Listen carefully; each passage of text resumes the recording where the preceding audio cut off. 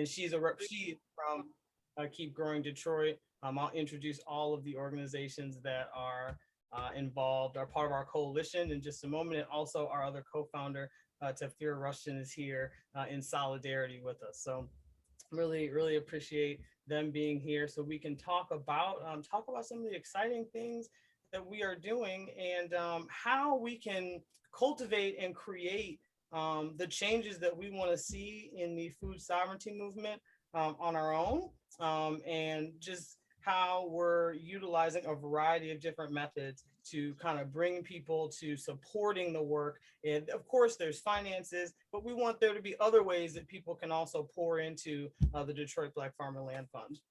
So hello, Shunasi. So good that you can make it.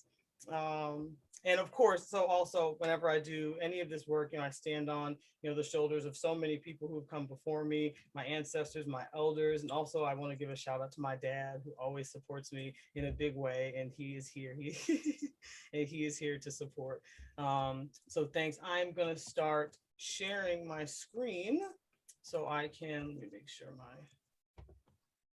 so you guys can see this great presentation. Let me know. Okay. I hope everybody. Danielle, am I good? Can you see? Is the presentation up? Awesome. Yep, you're all set.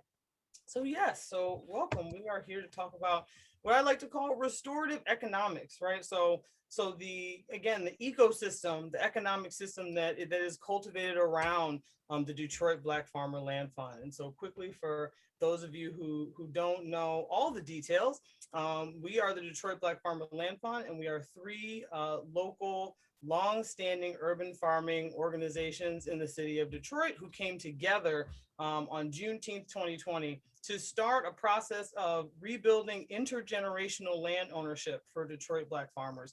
And our organizations are the Detroit Black Community Food Security Network, of which I am a member of the board. One of our other co-founders, Dr. Shakira Tyler, is the president of our board. And then we have Keep Growing Detroit. Again, Danielle and Tepfira are from Keep Growing Detroit, and also Oakland Avenue Urban Farm, which is really where we've held a lot of our, if you're local, that's where we've held a lot of our events. It's where we had our Juneteenth celebration, where we kicked off our second year of fundraising. So last year, we started fundraising again around on Juneteenth, and we're thinking we would raise $5,000 for some Black farmers to get them on land. And we were able to raise well beyond that amount. And so we knew, how important this work was, and we're just so astounded to see the grassroots support that came to meet us, right? That met us where we were in terms of how important this work is.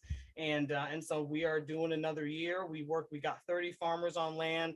Last year, we're continuing to work on getting them through the land acquisition process. And this year, the goal is to get 40 farmers on land. So we are utilizing a variety of tactics that I'll talk about to bring that to fruition. So when we're talking about restorative economy, right? Like, what is the impact of what we're talking about? And, the work that we're doing in stewarding this fund, we're breaking intergenerational cycles, right, of Black farmland displacement. And that's been a national problem, like not just a Detroit problem. And it's been intergenerational, ever since Juneteenth, ever since 1865, the end of the Civil War, when Black folks first were able to own land and to acquire land and to start farming. There has been consistent issues with Black farmland displacement ever since then. And so we want to replace that with intergenerational Black farmland ownership, right? So we're flipping it on its head and bringing together different methods and things that we can do so that we can reverse that cycle, right? And so we can talk, and we'll talk a little bit about how much farmland, Black farmers were able to amass amongst astonishing odds against them, and kind of where we've come from there and where we hope we'll be going in the future. Ooh, hold on, let's go. Next slide. There we go. And so what does this restorative economy look like? I know this looks like a lot of things, but I'll touch on a number of things in terms of bringing together different methods of support beyond finances, right? So we do obviously have cause box that's active. You can go to our website at detroitblackfarmer.com to make a financial donation. But there are some other ways that you can also support us. And so we want to talk about those. Creative support, land donations. That's a big thing that we want to talk about. Again, co-conspirators, equipment and tools, mini fundraisers, volunteering. So all of these things, again, are essential in cultivating and creating a container, around, the Detroit Black Farmer Land Fund and around intergenerational Black farmland ownership, and starting the process of wanting to see this move forward from this generation on, making sure that Black farmers can continue to farm, moving into, the next generation, the next century, and just reversing some of the Black farmland displacement that we've seen I see some folks in the chat too. I don't want to make sure I don't miss anything. Oh, great. No, that's things about how to donate and how to support. So thank you, Danielle, for keeping up with that. And I will go to the next slide. Okay. I did want to talk first. So, some of you may know I'm also a constitutional law professor and Howard University. Shout out to any Howard folks that are in the room. So I did want to talk because it's in the media a lot now about the $5 billion for debt relief and grants education that was provided for by Congress for, it's not just Black farmers even, this is for BIPOC farmers, right? And so when we talk about why do we need restorative economies, why do we need the Detroit Black Farmer Land Fund, what are some of the reasons that this has come about? I think it's important to provide some legal context and some historical context. So I'm going to do a little bit of that and just talk about, why you're hearing in the media, you heard about this $5 billion that Black farmers were going to get, and everybody was really excited. And then just now, some of the federal courts in the United States have stopped that, right? So there have been some lawsuits that have been filed in different states that are now stopping that $5 billion for grant relief going to Black farmers. And so why? And first, I want to, just lift up Tracy McCurdy, who is another attorney who's in this work, who does this work, and she was talking about just how phenomenal this $5 billion going to Black farmers really is, and it's a milestone in Black agrarian history. We've never received federal legislation to undergird or support Black economic wealth creation and land ownership. It's been hostility, animus, criminality against the Black farmer to erode the gains of land ownership that came through our own determination and grit, right? So, that's a really good article. I have a list of references at the end of my slides. I'm sure we're going to make those slides available to you so you can read that article. And then again, New York Times article that talked about the debt relief program. And the agriculture secretary talked about, how pandemic relief money that was received in the agriculture sector was disproportionately provided to white-owned farms, and that some of this $5 billion was meant to kind of to rebalance that, are the words that he used, right? And that also before that, right, the end of the Trump administration, there were $23 billion that went out to farmers all over the United States, but most of that ended up going to larger and wealthier farmers who, for a lot of reasons that we'll talk about, are disproportionately white, right? So there have been these, and that's been kind of the saga of the Black farmer in America. There's been, all of these different opportunities, whether it's, for, homestead acts to get land, opportunities to get grants, or opportunities to get loans to support their farms, and all of that has not been provided for on as consistent as a basis for Black farmers. And so these kinds of programs are really important, and it's something that, again, like Ms. McCurdy said, we haven't seen before. So this kind of a debt relief program for Black farmers to address some of the debt that they're in is miraculous. And so we really want to see it move forward. And it's unfortunate that the courts are stopping it now. I need to move my screen because I can't see what I'm going to say. White farmers in lawsuits nationwide are challenging this as a violation of the Equal Protection Clause, right, of either the 5th or 14th Amendments. I'm not going to get too deep into this, but I did want to just touch on some things in terms of, because we hear this term a lot, like what does it mean when something is constitutional? And to be constitutional, the Supreme Court has said race-based laws and policies, right? So this is a race-based law. It's a policy that is based on being a socially disadvantaged farmer. And so for us, I say BIPOC, right? But socially disadvantaged farmers includes Black farmers, Indigenous farmers, minority farmers of color, right? And so again, it's not just for Black farmers, but Black farmers have had such problems getting help and assistance from the government at the same rates as other farmers that it's been really big in trying to make sure that they're a part of this. And these provisions, any race-based provision has to, the Supreme Court says it has to be narrowly tailored to serve a compelling government interest, right?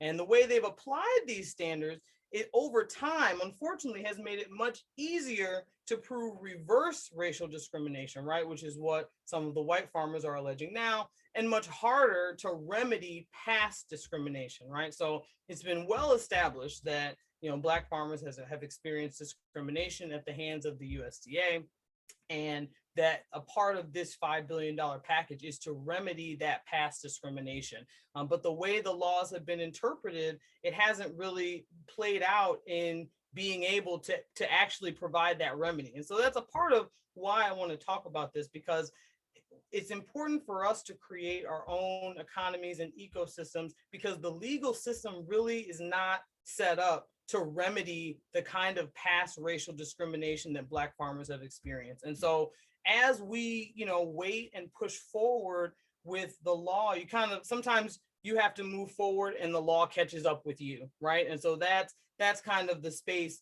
that I think we need to be operating from, really trying to move forward and create what we'd like to see. And, then the law can catch up with us eventually. But sometimes, these remedying past racial discrimination is it's kind of difficult. Yes, I see this in the chat, Shinasi, thank you. Economic violence, it's really what it is. So I'm gonna, I keep forgetting I need to go to this arrow. Okay. So I did read the opinion of the judge that did stop the debt relief. I wanted to read it and get a sense of what it was talking about. And she even said, it's undeniable and notably uncontested that the USDA had a dark history of past discrimination against minority farmers. So this is not new, and it's well established, it's well proven. But then when they talk about, in the opinion, they talk about how, the law is based on, again, it's based on your status as a BIPOC farmer who has a particular kind of loan from the USDA, but that, some of the statistical discrepancies presented by the USDA, right, in terms of why they're saying they want to put this legislation forward for Black farmers and for BIPOC farmers, can be explained by non-race related factors, right? So what that means is the farm, they're saying that the grants and the debt relief and the other things that went to other farmers before, right? The COVID relief, all of those funds that went to other farmers before are based on farm size and crops grown, not based on race. And so they say that because the $5 billion debt relief is based on race, that is a part of what makes it potentially unconstitutional. And so let me go to the next slide. Again, I don't want to bore you too much with this stuff, but this concept is interesting to me. But to allow, and so the court says this a lot, right? To allow the perpetuation of discrimination, like to solve discrimination with discrimination is basically what they say. They say, well, you want to remedy past discrimination against Black farmers, but you can't do it by limiting things to Black farmers, which is strange because the Black farmers are the ones that have been negatively impacted. And so why wouldn't the law account for, being able to address that directly? But most of the time the court says that that's unconstitutional, which is very strange to me. And, again, the constitutional right to equal protection guarantees classifications will be permitted only with the most exact connection between justification and classification, right? And that makes it hard, to even get to a point where you're proving, where you have the kind of evidence that you need to prove that there is past racial discrimination and that this is the best way to remedy it, right?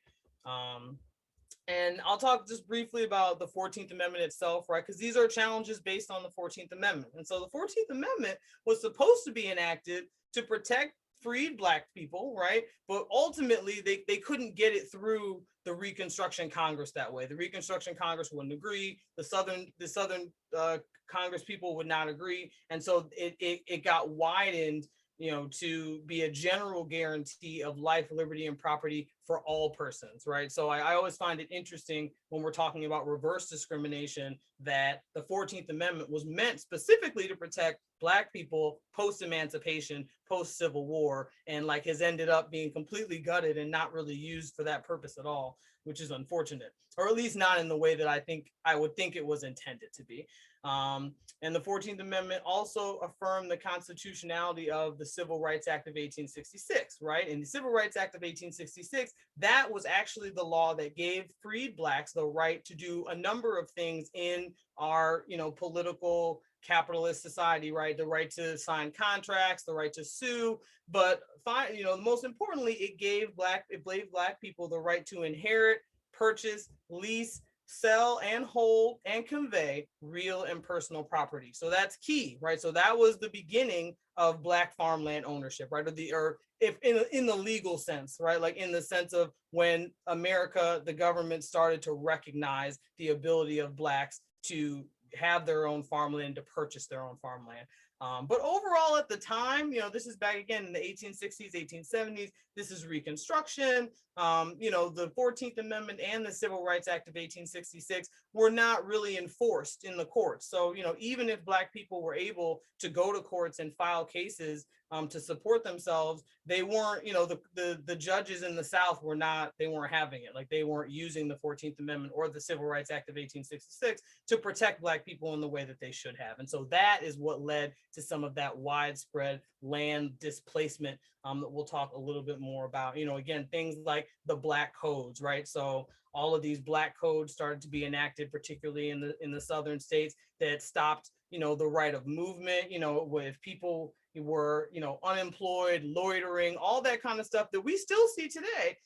Those were enacted as Black codes, right, to stop Black people from being able to move freely in the newly freed South. So I always think, again, I think that's interesting when we're talking about the 14th Amendment, that it's not, right, Black people are still vying to vote today, absolutely. So I'm going to go to the next slide. And again, if you have a question, drop it in the chat.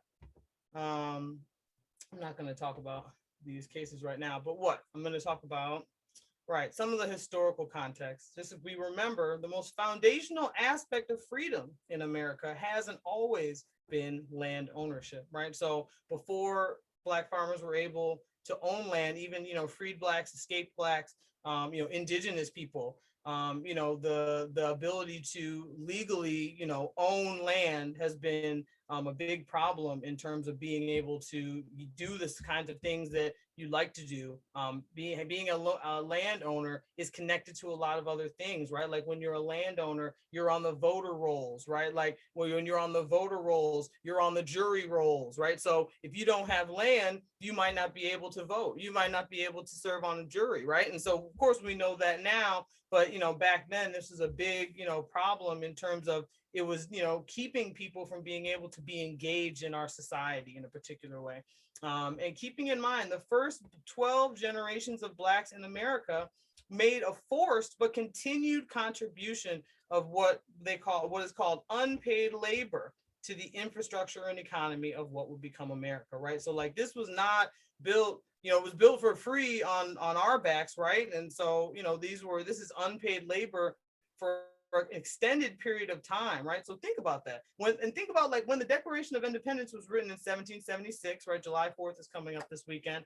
Slavery had already been occurring for 157 years, or like 6 generations, right? So, and then 20 years later, right, we're talking about the Constitution. So there's been the Revolutionary War, England, we're free from England, we're free from Britain. We want to create our own country, right? But so by the time that's even happening, this is 177 years of slavery. So slavery at this point is older than any of the people that were in the room writing the Constitution. And so think about in terms of like their mindset, think about in terms of when they're writing these documents and when they're making these policies, they were thinking about slavery as something that was normal, something that was consistent, and something that they didn't necessarily see ending anytime soon. And so that really provided a framework for the legal challenges that we're still having today, again, in terms of trying to remedy this past discrimination that started all this time ago. um, and at that time, in the Constitution, of course, you had the 3/5 clause, which limited Blacks to and Indigenous people to congressional apportionment, right? So we'll count you for the purpose of figuring out how many people are going to be in the House of Representatives from your state, but we are not going to.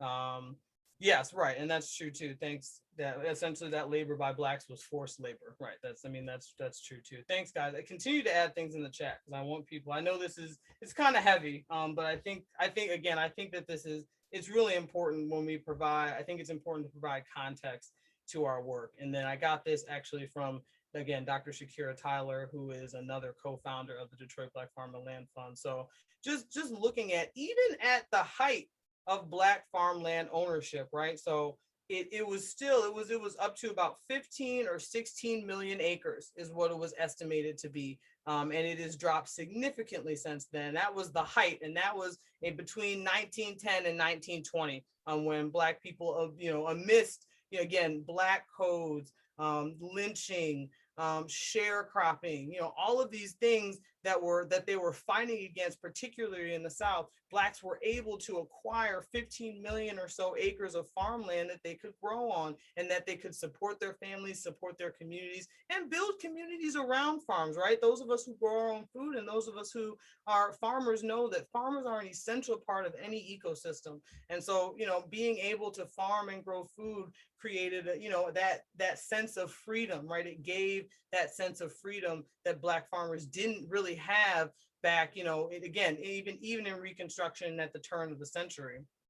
And so, when we're reading about the Black farmer aid, right, when we're reading about what the courts are doing, we're talking about how frustrated nationwide Black farmers are about not having the opportunity to get some of the support that they need to protect their investment and to protect their farms and to keep their land. I mean, so many Black farmers have been, their USDA loans, they haven't been able to pay them, or there have been bad terms, and so that leads to a loss of land ownership, because then you don't have your farm anymore. And so it's not just about getting money, right? It's about being able to stay on your farm.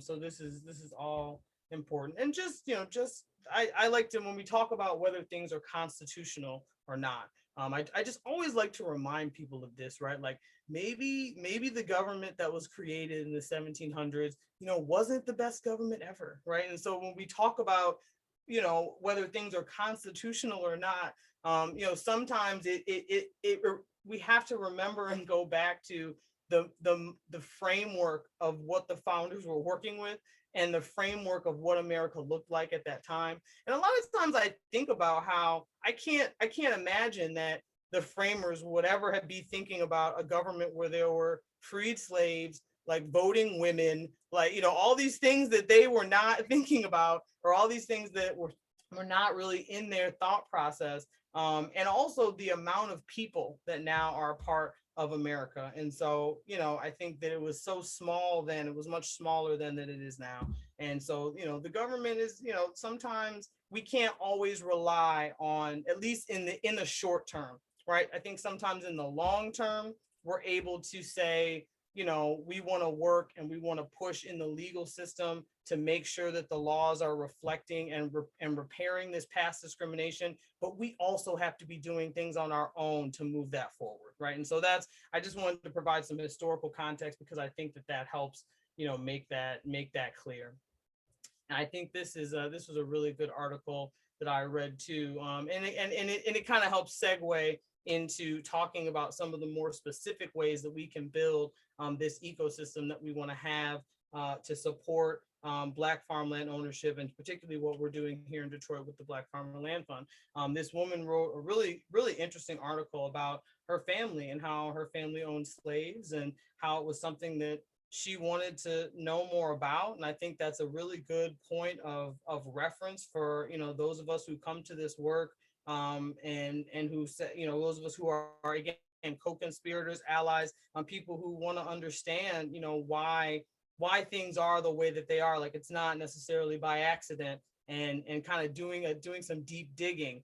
And I think the most important thing about this quote is that it talks about how her family has owned that same land where they owned slaves for more than 150 years, right? And so when we're thinking about Black farmers, we're thinking about Black farmland ownership, like 150 years of farmland ownership for Black farmers and likely for BIPOC farmers as a whole in America. Like that's almost unheard of, right? Because there's all these breaks in the land ownership that continue to happen. Whether, you know, our co-founder Jerry talks about how her grandfather in Tennessee was literally run off of his land, and then the next day they came up to Detroit and they were a part of the Great Migration. And that was her story is not isolated. Her grandfather's story is not isolated. And so there were all these land holdings that just got given up because of racial violence, sometimes because of shoddy business dealings, right? Bad contracting, you know, all of these things that all contributed to what ended up being the Great Migration.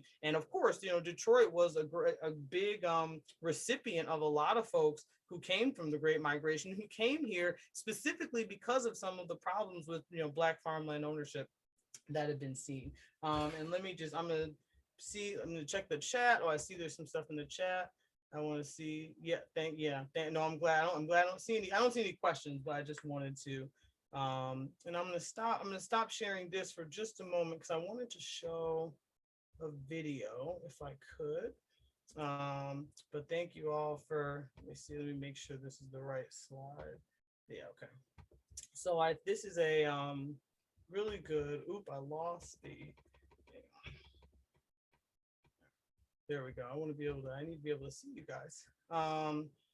And I want to show, so this is a video that I saw before the Black Farmer Land Fund launched this year, and I thought it was really powerful. And it tells, and so this segues into the first thing I want to talk about when we talk about restorative economics, and we talk about what are some of the things that we can do to support organizations like the Black Farmer Land Fund, and support Black farmers, support intergenerational Black farmland ownership. It's creativity, right? It's tapping into creatives, right? Like there are so many creative, I'm definitely a creative person. There's so many creative folks all over the world that, you know, utilize their creativity towards good, right? And that think about, you know, how can I utilize this talent or this skill that I have to uplift this really powerful cause. And so this video, it is by an artist that I really respect, Damian Marley. And it's a video about another Black land loss situation, not in Detroit, but in Florida. And I just think it's a really good, and it tells the story. So definitely listen to the song, but watch the screen too, because it tells the story more specifically of this Black beach in Florida that the city wanted to, you know, use for development and change, that had been utilized, you know, for a variety of minority communities when they couldn't go to other beaches, right? And so it tells, I think, a really powerful story. And I think the video shows the kinds of things that creatives can be doing to support these causes. So it is called Life is a Circle.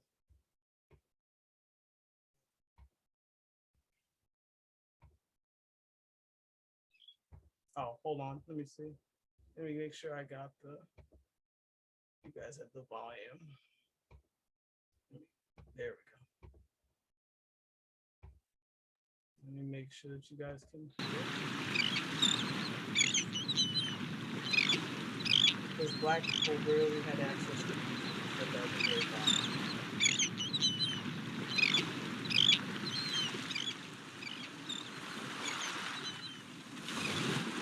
Life is a circle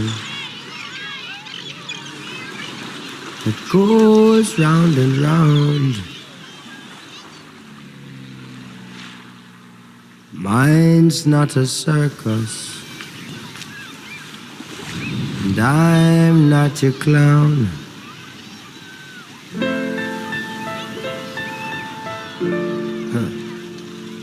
Always with us now. It's always with me, y'all. Jesus saw each and every one of us. He's always with us now. So I pray.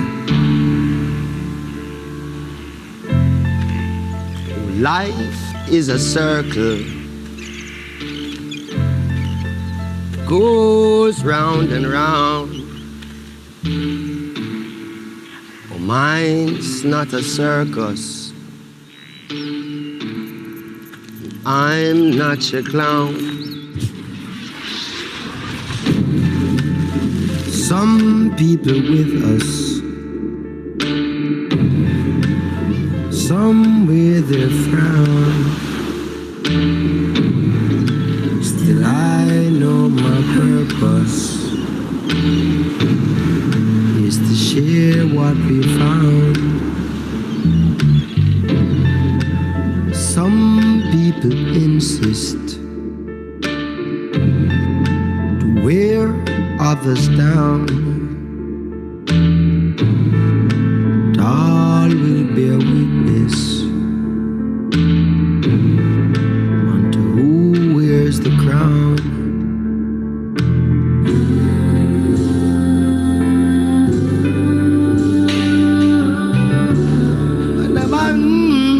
Good God, oh.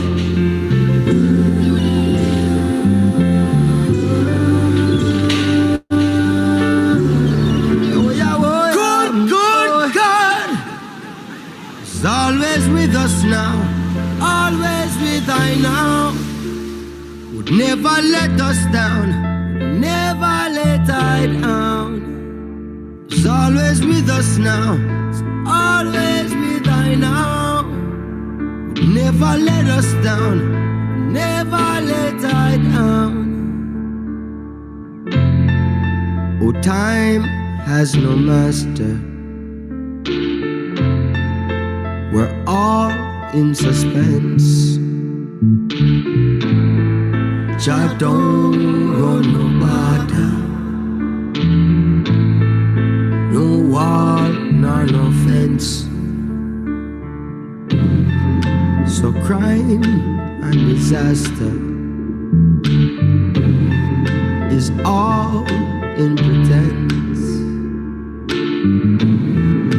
Man too out of order, too much ill intent. Oh, oh, when will the starters make way for the bench? And when will the martyrs get justice for their flesh?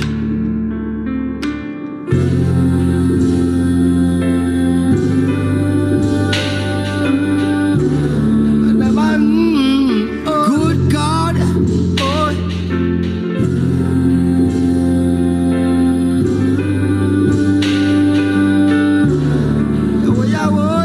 Good God is always with us now. It's always with I now. It's always with me, y'all. It's always with I, y'all. Would never let me down, never let I down. It's always with us, y'all. Always with I now.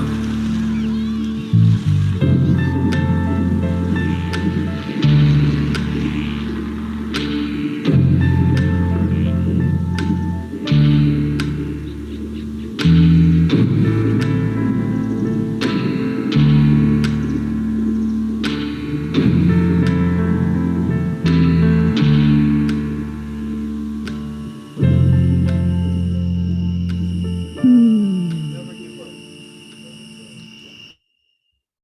See that? See that's my name. All right. Thank you guys. So I thought that was really cool. I loved how it told that story. And I think that that story again is like, oops, hold on. I have to turn that off. I think that story is all too common. And especially it's something that we deal with too.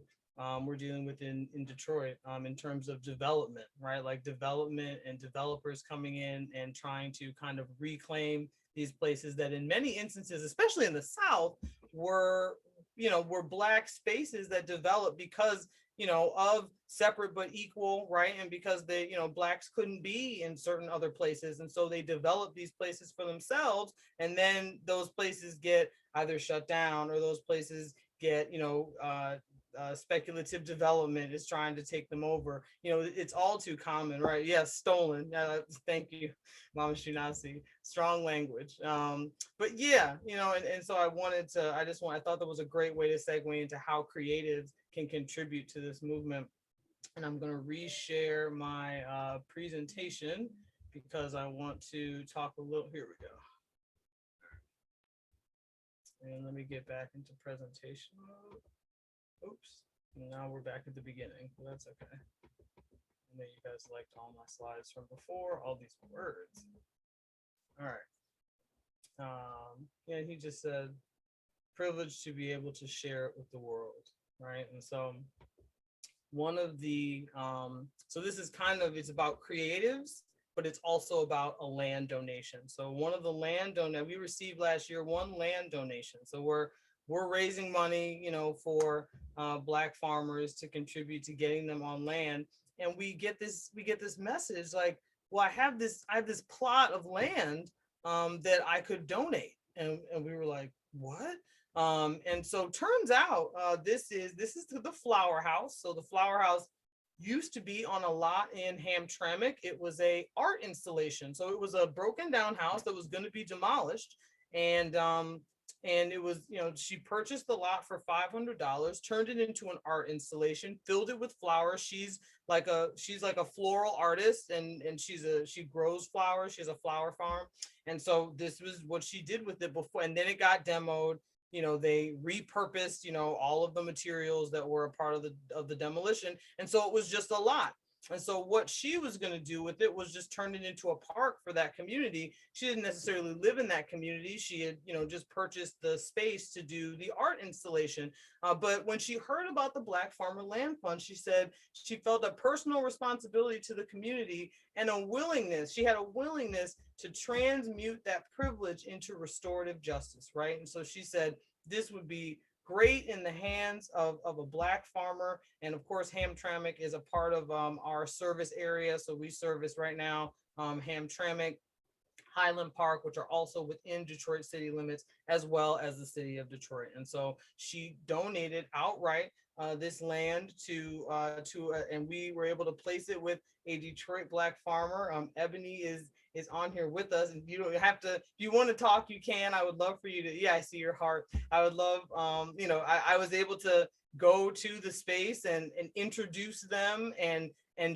get the party started. And so it's been great for Ebony too. I'll talk in a little bit about, the land acquisition process can be arduous and it can be long. And again, so we're farmers. And so there's a certain kind of window we have for a growing season. And so time can be important.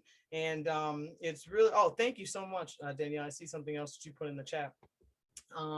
And so it's really important, in terms of timing, to be able to get on the land and get a soil test and make sure the soil is good to grow and start moving. And so Ebony's been able to do that. She's been able to get on the land. Her and Lisa Woud is the artist who did the land donation. And so I have her information also in the references at the end. And her that Instagram account, Flower House Detroit, will also be utilized to support the Black Farmer Land Fund and the rest of our campaign. But it speaks to, the power of thinking about, do I have underutilized land, or do I have land that could be utilized for something else? It could be turned into a growing space. You can give it to us and donate it to the Black Farmer Land Fund, and we can do something beautiful with this. So it was a really powerful story about, how our work is unfolding, right? Something that we didn't even necessarily expect. And so we do really want, people that, maybe you don't have money to donate, but maybe you have a plot that you got that you're not using, you don't know what to do with, you need some support with it. And so the Detroit Black Farmer Land Fund can definitely help with that. I see, Dad, did you need to come off mute? I don't think so. Oh, there you go. Okay, I don't know if anybody else has any questions at this point, but I will move to the next slide. There we go. Yes. why land donations are game changers, right? So on the left, it's from our annual report, and it talks about just the process of getting, a parcel in the city of Detroit from the Detroit Land Bank. And so there are these 5 stages that we've identified, and some of these stages can take a while. We have 7 folks, or I think it's now up to 8 folks, Tedfir, I'm not sure if that's accurate, but who are officially own their land, and they are, moving forward. They have begun their growing season, and they're doing what they need to do. But there are a bunch of other people that are still in these other phases, and it's just as any homeowners, landowners know, the land acquisition process can just take a while, and so a land donation can help bypass some of those steps, right? If somebody already owns the land and it's just a question of turning it over, and there's some paperwork that can be drawn up that can move that along rather quickly, as opposed to the land bank process, right? And second, it's a strong land security interest, right? I mean, if the person who is donating the land owns the land outright, it's much easier to transfer that to someone else, and then it's safe to begin planting and working as the land acquisition process goes, right? So Ebony was able to get on the land and look at it and start moving forward, without necessarily having all the paperwork in hand, and not having to worry about, is the city gonna, sell this land out from under me because I don't own it, right? Like, what, how am I going to be able to start my growing season and do the things that I need to do on this land until, as I wait for move things forward. Oh, Ebony, yes, if you'd like to talk to us about this, I would love to hear what you have to say. Hey everybody. Yeah, I'm here. Can you hear me? Yes, I can hear you. All Ebony's right. our farmer that got the land donation. So how's it going? It's going great. It's going great. I wish I was outside. I'm still in the office right now. But like this was an amazing opportunity. And Lisa was the perfect person. And I say the perfect person because, when Aaron and I were there and when we met Lisa, she had pretty much a whole list of different resources. So since she's been through the process of, working with different people, and she also, is familiar with the land as well as people around, she was able to pretty much pass on her resources, which has been extremely beneficial. And like Aaron said, we were able to, so like I have a co-leader, who is like my mom.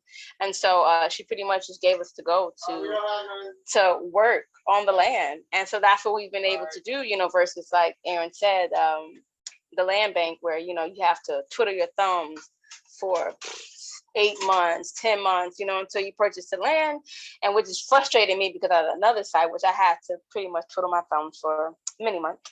But luckily with the property we have in Hamtramck, we've been able to pretty much just tackle it head on. And Lisa has been supportive with giving us additional resources. Yeah. Oh, I didn't say what we're doing. So we're doing a children's garden. So it's not like, typical farm, but it's a children's garden. So we've been putting our heads together to really have it be as creative as it can possibly be for, our little people.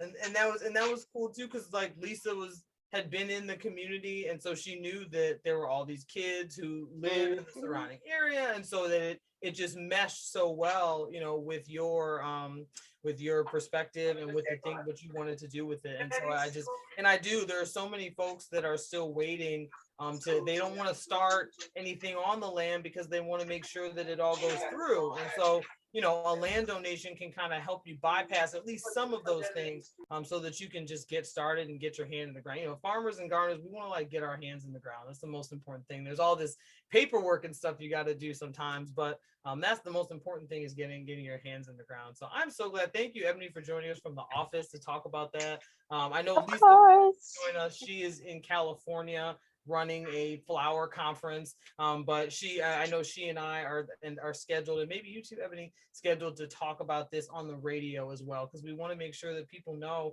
that this is something that they can consider. If there's land that they're not utilizing, please consider a land donation to the Detroit Black Farmer Land Fund. So that is an awesome way that, again, we can be pushing forward what we want to do, and not necessarily, we know that the government has like their things going on with the land bank and they're moving at their pace, but we can also move at our pace, and we can move things forward to continue to, develop these restorative economics that we want to develop. So the land donation was big for us last year, and so we'd love to see some more of those this year. And hold on, there we go. And now I want to talk about Danielle. So Danielle is our lead co-conspirator. So we are proud at the Detroit Black Farmer Land Fund to be all Black women led. So, again, myself, Tefira, Mom Shakira, who I see is joining us too. So I want to lift her up, another one of our co-founders, and Jerry Hebron. So we are Black women led, but we couldn't just do this work ourselves. And as a coalition, it's just us, like, doing all the things that we're moving forward.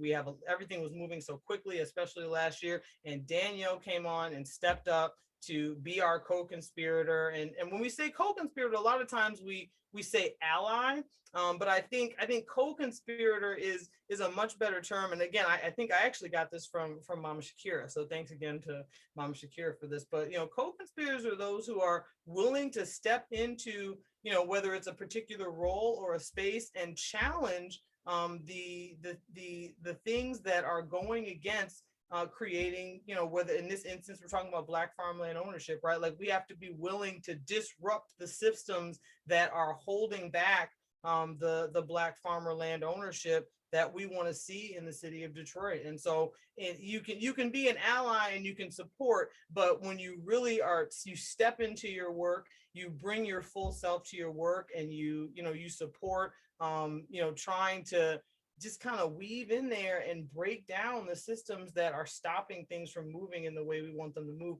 Like, those are co-conspirators, right? Like the people that are putting, that are willing to step up and do a little more to support the work. And so our leadership team would not be complete without Danielle. And, we have so many other, co-conspirators as well, but she's the lead, right? So this is a picture of us on the left at Eastern Market Brewing Company. I'll talk about what they did for the Detroit Black Farmer Land Fund in a second. And then she was flipping burgers at our Juneteenth celebration, right? And just, always willing to step in and support and so she is an essential part of our leadership team. And co-conspirators, I think, are an essential part of any leadership team, like making sure that we have, folks who, and also, non-Black folks, right? So there have been a couple of times, and, if you want to talk about it, I can, or you can, but yes, please.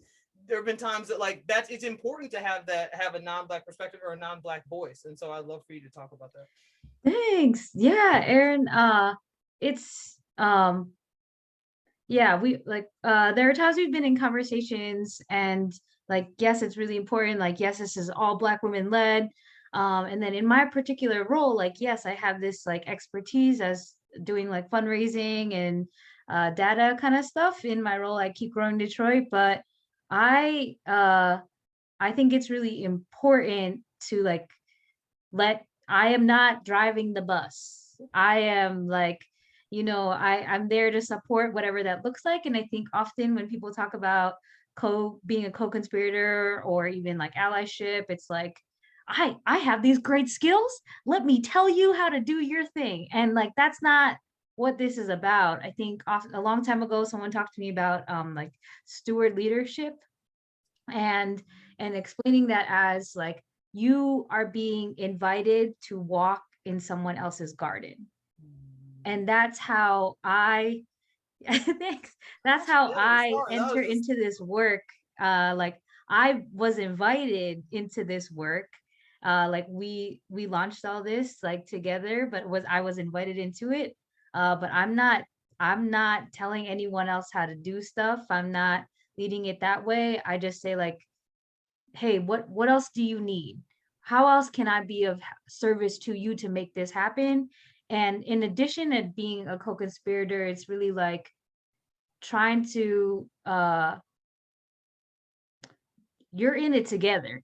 You're a partner in the work, but you're not, it's like second in command, and that's okay. I think often especially in talking about like being non-black within this type of work or anything where it's like, okay, here's Danielle on Juneteenth. What's she gonna do? What does that really mean? Uh, it's not about me. It doesn't have to ever be about me, even though like there are things that I do in this work. It's a lot of work, but I don't need the praise. I don't because it's never about the work that I'm doing. It's really being led by, and that's like what makes the values of Detroit Black Farmer Land Fund so clear and so strong. Uh, because it's led by those values. So I think often when people are like, how do I enter into like all of this work, and how do I like when I say Black Lives Matter and all of that stuff, when I want to do all that, how do I step in to help? But you really sometimes what that really just means is like, here's my financial donation, and that's so needed. That's what people need. And if it's like, okay, if I have this platform, how can I reach back and say, hey, you step up on the platform, let me pass the mic to you so that you can do it too. That's kind of what I see myself as. So thanks, Aaron. I love that, walking in someone else's garden. Oh, like sorry, that touched me in like a really special way. So I just, yeah, we could not do, what we do. I mean, Danielle just really helps to lift up our work. And then we also, I love that you said stewardship too. That's important because we see our work as stewardship, right? Like we are, raising awareness and collecting funds and helping Black farmers in the land acquisition process, but we are stewards of our communities, right? Like we're stewards of the organizations that we're a part of. And so I mean, like in that sense, like we are moving forward, this work that we've said we want to do for our community. And it's an honor, like it's certainly a privilege. It's not a right, and so I'm really glad that you lifted that up. And I'm so glad that we got to meet and do this work together. So thank you so much for everything that you do. Again, like even now, like you're running the chat for me. Otherwise, I would be like, ah. So I just I really appreciate you. And then co-conspirators are just a really important part, and making sure that you're being a co-conspirator, right? And that you're, whether that means stepping to the side and uplifting, the voices of those, who often are in the back and don't get listened to, and so it's really important that we have folks surrounding us and doing our work that understand that and that bring that to us. So thank you, Danielle. We've been very, very blessed, to have you doing this work with us. And then why can I not see the arrow? I'm just gonna try to go to the next slide, guys. I'm gonna get this together before it's over. And then equipment and tools. So direct donation of equipment and tools. And so many, especially urban farmers need equipment that they can't afford to purchase outright, right? Like things, because we have, people that have big plots, and so they need like tractors and, and big tillers and these kind of large scale things that we only associate with big farms. But they still need those kinds of things. And then also, how are you gonna secure it? Like, is it going to get stolen? Like, so there are all these things that we're thinking about in terms of, equipment and tools, and how to make sure that we're providing all of the urban farmers that, we're getting them on the land, but we're also supporting them with the tools that they might need to be successful with the work, to succeed with their particular projects, right? So our application process is going to open up next week. And so we'll accept more applications for, again, hopefully 40 more farmers next year. And a part of what we do is we ask everybody, what's your project? What's your idea? Like Ebony talked about, her project was, a children's garden, right? And so we want to make sure that people have the things that they need to bring all of that to fruition. And then urban farming in particular, there's more labor involved to some extent, right? So you're in an urban setting. So, sometimes you test your soil and there's like lead and other things in the soil. You have to do like soil remediation. To getting large equipment from one place to the other, you need an extra vehicle. These kinds of things can take up a significant portion of time or significant portion of your day. And again, as farmers, time is important, in terms of getting things done at a certain time, getting your seeds in the ground at a certain time, making sure that certain plants are planted at, with, companion planting. All these things matter. And so, the donation of equipment and tools, even lightly used things, right? Lightly used things, storage sheds, things like that farmers need, that, we may be able to get from people who are not utilizing them, underutilizing them. You have extras. So those are important things. And so many of our farmers, they reach out to us and say, well, is there a tractor? Is there a tiller we can use? And so we want to be able to provide those things for our farmers and help them so that they don't necessarily have to acquire it themselves. And then, of course, if we can have access to it, then we can make sure that the different farms are able to utilize it. So that's a really big piece too, is the donation and availability of equipment and tools for the Detroit Black Farmer Land Fund. Oop, I haven't checked the chat in a while. Okay. Oh, nice. Yes. And so there are some collectives that have a tool equipment share too. I know there's one place in Detroit, and we've worked with them. They are really great. I think it's called East Warren Tool Library. So they are doing some really cool things with some of our farmers. And we want to continue, making sure that, I have our map. I'll have to show our map, but there are different kind of pockets around the city of where the farms are. And so making sure that everyone in each region kind of has access to these things would be amazing. And it would really help with productivity too. So equipment and tools are also something that Black farmers can use and that people can provide. And next slide.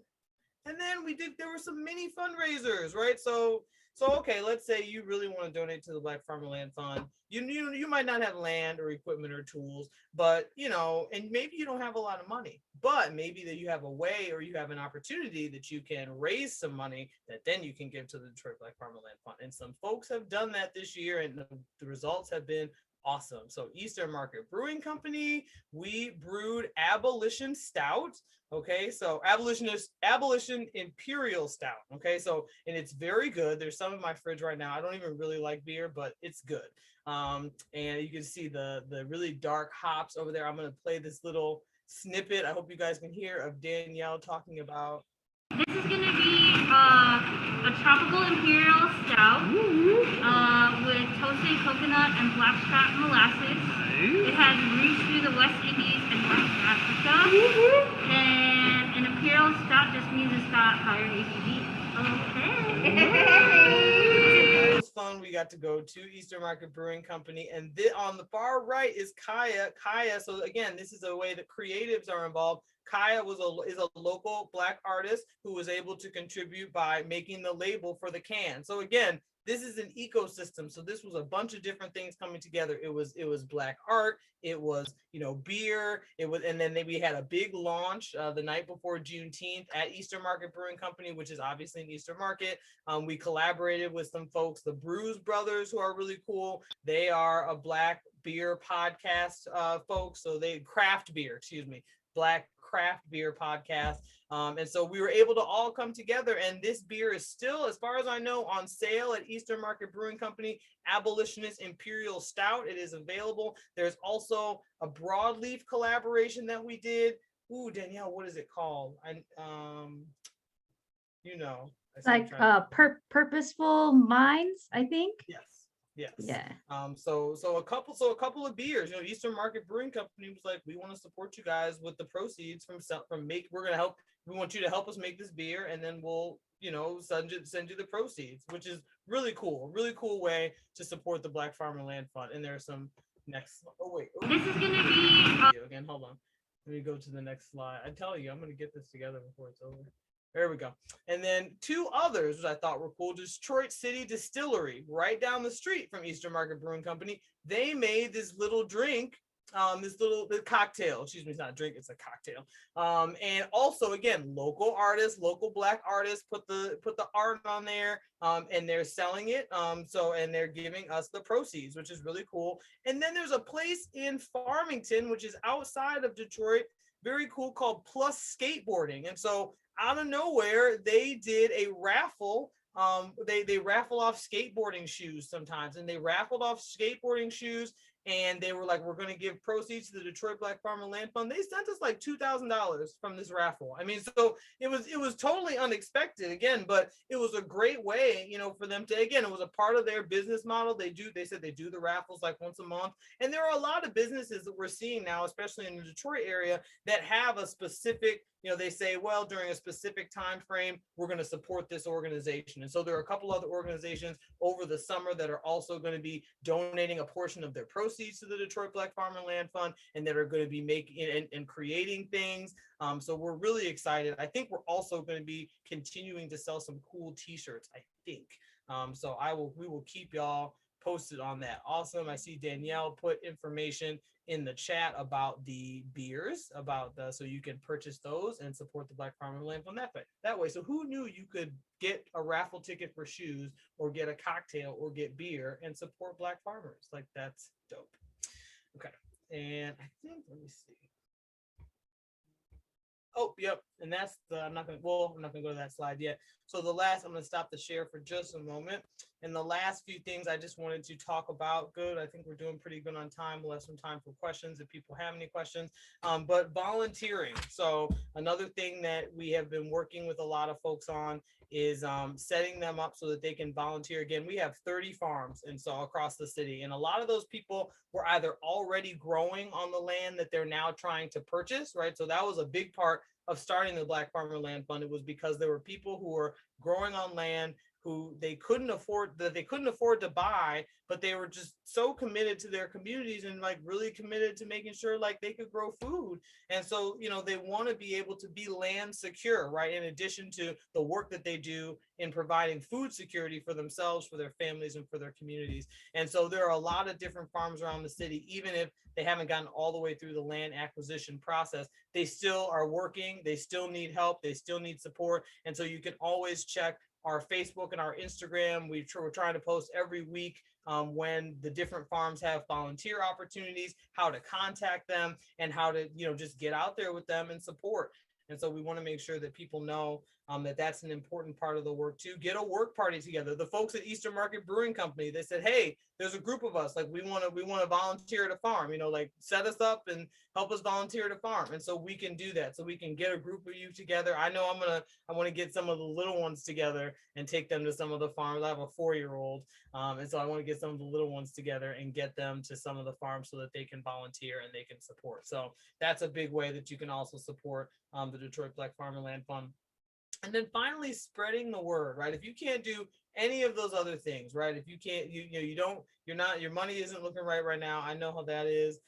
You don't necessarily have land or anything else to donate. But what you can do is share, you know, on social media. Most people have social media these days, or email it to your family, you know, put it in, I put it in my family WhatsApp. I was like, hey, I'm doing this thing with the Detroit Black Farmer Land Fund. It's a really great cause.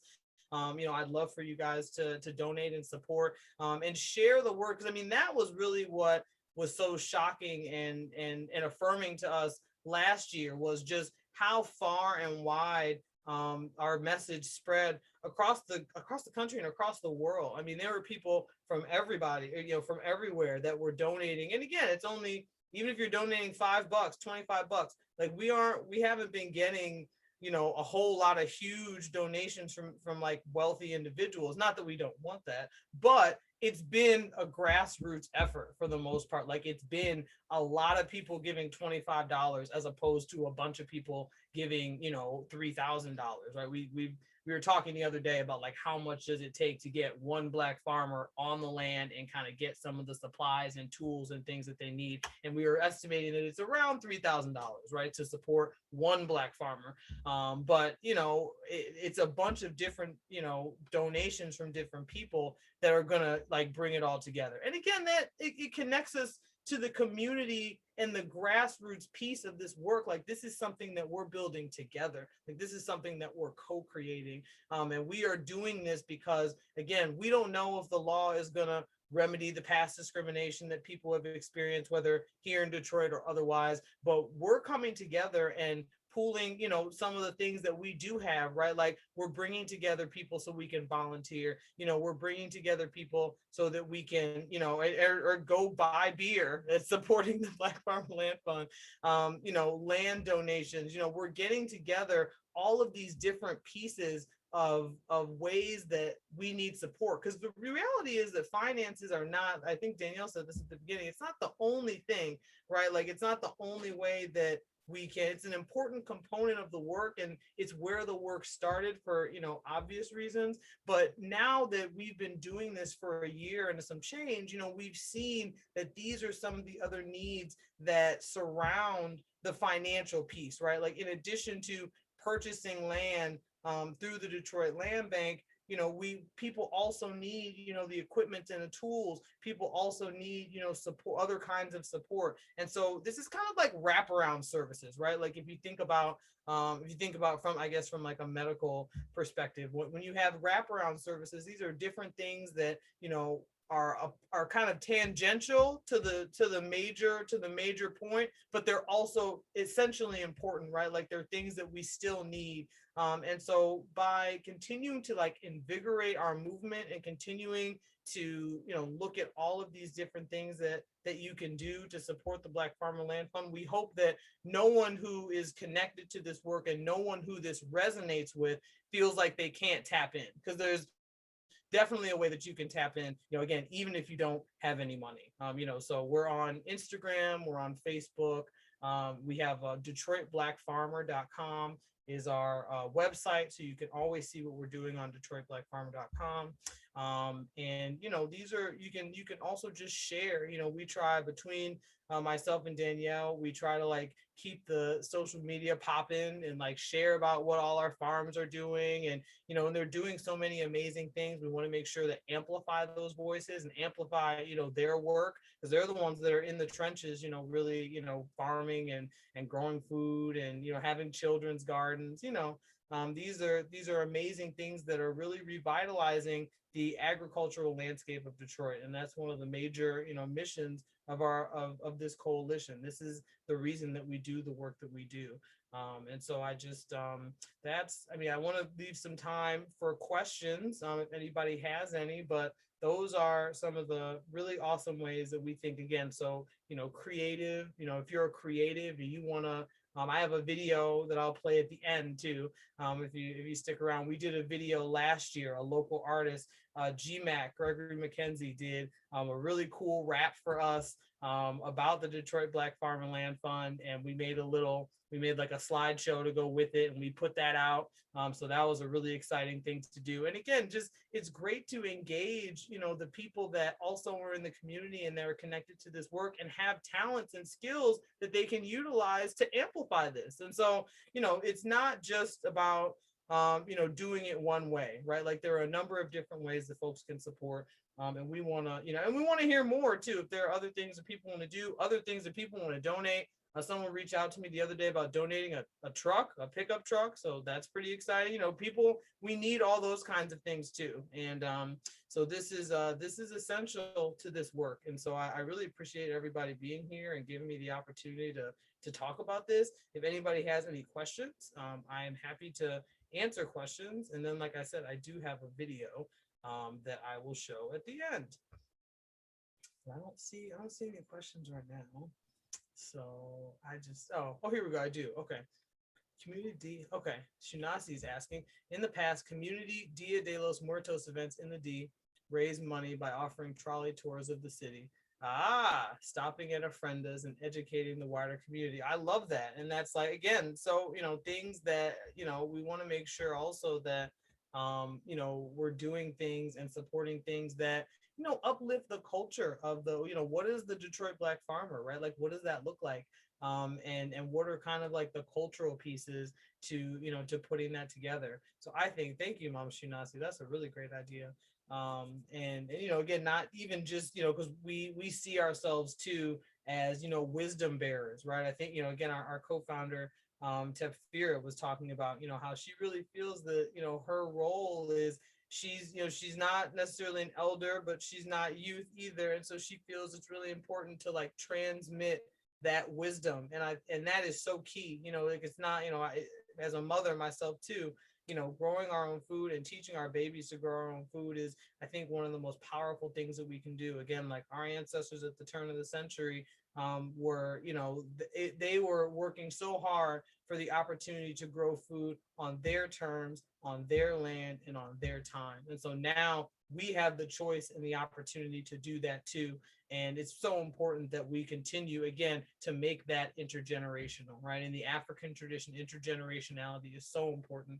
And we're all, because I mean, our ancestors in Africa were thinking about us, right? Like 7, 10, 14 generations in the future, right? And so, we don't just think about our children, we also think about, again, 7, 10, 14 generations in the future. What is that going to look like? And what are they going to think about when they think about us? Like when they think about, those of us that are here on the earth at this time, what are they going to say about the contributions that we made and the things that they still have and the things that they know about that came from us and that originated from us? And so we always want to be thinking about that. And the we want to change the intergenerational narrative, right? The intergenerational narrative has been Black farmland displacement, and we want to change that and make it for Black farmland, intergenerational Black farmland reclamation. So that is, I think, a really great place to end. I really appreciate everybody that is here, everybody that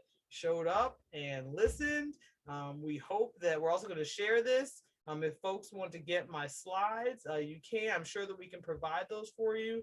And just having people in the room, to talk to about this and to continue uplifting the work that we're doing is extremely meaningful to me. So this isn't just about, raising money or the fun. This is about like how important the work is that we're doing. And so thank you for being here with us and for listening to the things that we have to say about our important work. And like I said, I will leave you all with this really cool video and jam. It's a song that GMAC put together for us last year. Unless I don't see any other questions in the chat. Oh wait, I'll show you this too. I'm going to show you guys our map. So let me share my screen. Get it together, I promise. Okay. Boom. So this is what 30 farms, 30 Black farmers all around the city looks like. And so it's only gonna get bigger, it's only gonna get better. And we're so honored that people have continued to work with us, to support us, and to hear what we have to say about how important our work is. No, probably not. Let me see. People are in the chat. They're saying thanks. Yay. Okay. Is the sound on? Shout out to the Detroit Black Farm and Land Fund. This GMAC, the Housing Act of 1934 created subsidized mortgages and awarded them to people non-black. The racist developers built a wall on 8 Mile and Birdwood to keep the all-white development zone intact. The same act created rental assistance mainly for blacks. The homeowners loan corp created redlining maps to determine where they could and couldn't lend at. Underclass planning can't defend that. Deliberately helped my kin back out 120 billion. My people saw 2% toward ownership. This government assisting on paying rent. The 30s to the 60s, the sort of mortgage monopoly undeveloped the blacks, leaving whites wealthy with property. Things have a reason in the season, it's a new day. Black Farm and Land Fund restoring justice a new way. Exploring access, restoring blackness to farming like compost. Breaking down the barriers and bringing what was far close. Black woman led and ran, raised over 50 grand in less than a month span. Got a plan, need some land to work your black hand. Self-sufficiency, abundance, we bringing it back, fam. Like we will post more information, in particular our application for Black farmers here in Detroit who are looking to own their land that they're growing up. We're excited to hear from you and to support you in this endeavor.